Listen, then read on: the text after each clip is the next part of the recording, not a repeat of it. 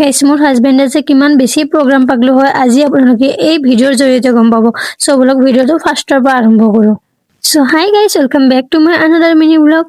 মানে কথাটো হৈছে এনেকুৱা যে হাজবেণ্ডে যেতিয়াৰ পৰা গম পাইছে গাঁৱলৈ প্ৰগ্ৰাম হ'ব তেতিয়াৰ পৰা তেওঁ গুৱাহাটীত মনে টিকি থকা নাছিলে আৰু তেওঁ মন বেয়া কৰি থাকিব, এইটো আৰু হ'ব পাৰেনে? চ' এয়া আমি 3 ঘণ্টা চাফাৰ কৰি গুৱাহাটীতো চোনতলি আহি পালোঁ অনলি প্ৰগ্ৰাম এটেণ্ড কৰিবলৈ।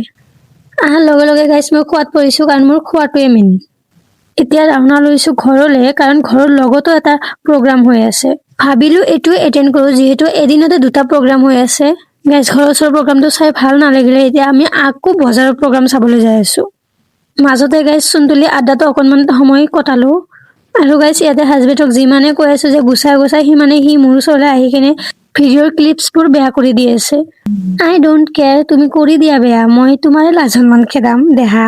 এয়া গাইছ যেতিয়া হাজবেণ্ডে নোকোৱাকৈয়ে কিছুমান ক্লিপছ লৈ দিয়ে তেতিয়া গাইছ মনত লাড্ডু ফুটে।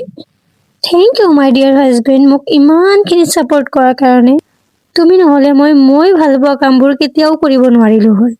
এগেইন থেংক ইউ, মোৰ বহুত বেছি লাকি তোমাৰ নিচিনা এটা হাজবেণ্ড পোৱাৰ কাৰণে। এয়া গাইছ ইম'চনেল হৈ আমি আড্ডাৰ পৰা ওলাই আহিলোঁ আৰু আড্ডাৰ চিনাৰীও কেনেকুৱা লাগিছে ক'ব দেই।